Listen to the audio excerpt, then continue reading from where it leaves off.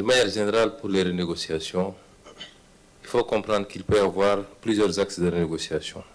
Le premier axe, c'est l'aspect juridique, qui est le plus important pour moi, parce que c'est celui-là qui peut nous permettre d'aboutir quelquefois même à la reprise d'un certain nombre de permis. Nous avions beaucoup travaillé sur ces questions-là et nous avions dit, pour tous les permis qui ont été attribués en violation de la loi, nous donnerons tous les moyens pour les reprendre. Et nous sommes en train de le faire. Je vous ai cité tantôt un certain nombre de permis qui ont été retirés de 2024 à maintenant. Et je vous ai parlé aussi d'un bloc extrêmement important. Rien que ce bloc, la récupération de Yakateranga, la reprise de Yakateranga et du phosphate, rien que ces deux-là auraient pu suffire à la renégociation. Rien que ces deux-là. Il est bon que les gens comprennent l'impact. Vous avez Yakateranga, dont une partie des réserves est déjà prouvée. Cette partie qui est prouvée pour nous permettre d'alimenter de manière autonome notre politique industrielle sur les 30 prochaines années. Rien que Yakateranga. Il faut qu'on comprenne les enjeux. Et il est évident que les réserves à prouver sont encore extrêmement importantes. 2,5 ou 2,7 TCF sur 27 de réserves projetées. Vous comprendrez la marge que nous avons. Donc, sur les attributions qui ont été faites en violation de la loi, ça c'est l'aspect juridique. Il peut y avoir des problèmes d'ordre technique sur la réalité des investissements réellement consentis. Il peut y avoir des problèmes financiers ou fiscaux. Vous avez entendu des redressements fiscaux qui aujourd'hui font l'objet d'arbitrage. C'est autant d'éléments qui peuvent structurer les relations entre l'État et ces entreprises. Et nous sommes en train de tirer le meilleur profit possible de cette relation avec ses partenaires, tout en évitant, quelqu'un a posé cette question. Notre souhait, c'est d'aboutir à des compromis. Nous essayons le mieux possible et le plus possible d'aller vers ces compromis. Pas de compromission, mais des compromis. Les constats sont faits et une fois qu'ils sont faits, nous invitons nos partenaires autour de la table de discussion. Et pour répondre par ricochet à celui qui a demandé que beaucoup de ceux se disent qu'ils attendent le comité, il y a des négociations avec tout le monde, sans exception. BP, Cosmos, on vous a dit ici ce qu'on est en train de faire avec Cosmos, le compromis qu'on a trouvé sur les semaines ou mois à venir. En tout cas, je ne pense pas qu'on sortira du mois de juin. Aussi bien Cosmos que Petrosen sortiront. L'État du Sénégal reprendra son bien et verra avec qui il travaillera, certainement notre opérateur national. Donc, nous discutons avec tout le monde. Maintenant, les canaux de discussion peuvent différer. Pour certains, nous laissons le ministère et Petrosen conduire les discussions. Pour d'autres, c'est le comité. Mais ils sont tous en contact avec l'État du Sénégal et les négociations se poursuivent. Et ça, c'est ça notre stratégie. Éviter autant que possible les contentieux. Quand on se retrouve autour d'une table, nos partenaires acceptent un certain nombre de choses et nous faisons des concessions sur ce qui est concessible. Et c'est pourquoi jusqu'à présent, il y a encore des récalcitrants. Mais on a eu beaucoup d'accords. Des avenants ont été signés, je l'ai rappelé lors de mon propos introductif, et nous allons essayer de continuer autant que possible sur cette lancée. Maintenant, s'il y a des blocages et que ça ouvre sur un contentieux, nous nous donnons les moyens de faire face à ces contentieux. Mais soyez sûrs que nous avons du répondant parce que nous travaillons de manière méthodique.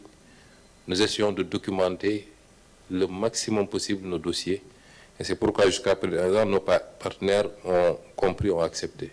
Mais sur certains enjeux stratégiques, je crois que nous pouvons nous trouver dans des situations contentieuses. Sur ce qu'on est en train de faire avec tout le monde, vous me permettez de... Les questions de souveraineté sont importantes. nous allons de plus en plus enregistrer des chocs au niveau mondial. Si ce n'est pas les pandémies, c'est les guerres fomentées, déclenchées, et malheureusement avec leur lot d'impact très négatif sur tous les pays du monde. Il y a des pays qui sont déjà en pénurie. Nous essayons d'évaluer quotidiennement nos stocks. Nous ne sommes plus trop loin de la rupture, ça c'est sûr. Et c'est pourquoi il est important, dans la gestion de ces ressources, de se donner les moyens de son autonomie d'abord, avant de songer à exporter. Nous y travaillons. Pour le pétrole de Sangomar, ce n'est pas forcément le pétrole le mieux adapté à nos besoins. Le mieux adapté à nos besoins de raffinerie, de raffinage. Je crois que il y a des pétroles beaucoup plus adaptés, notamment ceux que nous importons du Nigeria, la variété ERA. Notre pétrole est beaucoup plus adapté à d'autres marchés. Mais dans le contexte actuel, et nous avons discuté, monsieur le directeur général de la SAR est ici présent dans la salle, monsieur Habib, nous avons discuté déjà avec notre partenaire Woodside. Si la crise devait prendre une certaine envergure, c'est de pouvoir utiliser autant que de besoin ce pétrole avec des rendements moins importants, mais nous pouvons satisfaire au moins 50% de notre marché avec ce pétrole. Donc nous avons déjà pris ces mesures-là et c'est le lieu de lancer un appel aux Sénégalais que nous commencions déjà à nous préparer à cette crise. Nous sommes un pays aux besoins extrêmement extravertis.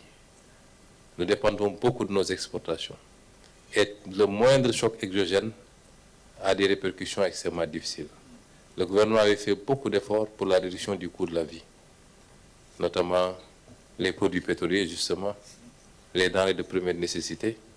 Jusqu'où nous pourrons tenir, peut-être plus pour très longtemps, il faut que nous commencions à nous y préparer, notamment par nos attitudes et nos habitudes de consommation.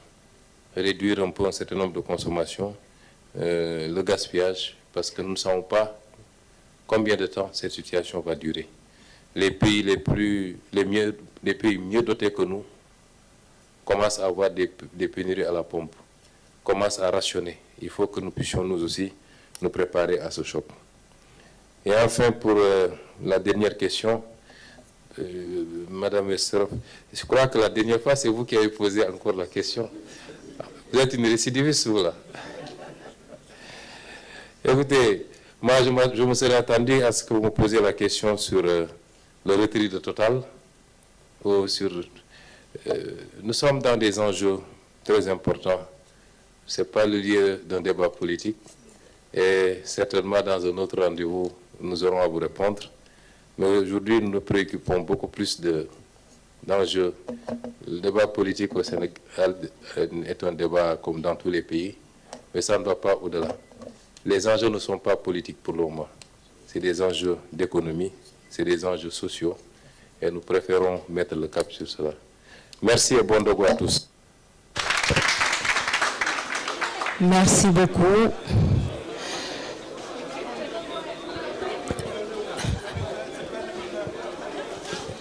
Mesdames, Messieurs, je vous informe qu'un café est servi à côté pour le ndogo.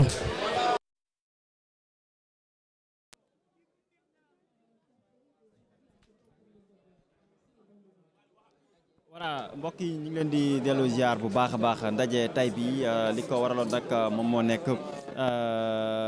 renégociation des contrats ak convention yi nga xam ne kon déjà conclu premier ministre Ousmane Sonko àndoon seeg ak le ministre docteur Mabouba Diagne mais également le ministre kii di Déthié Fall Birame Souleye Diop également ñoom ñu daal di teew ak yenn si ay directeurs généraux yi nga xam ne jot nañ fay teew ku si mel ni le directeur général de la SOMISEN DG bu LONASE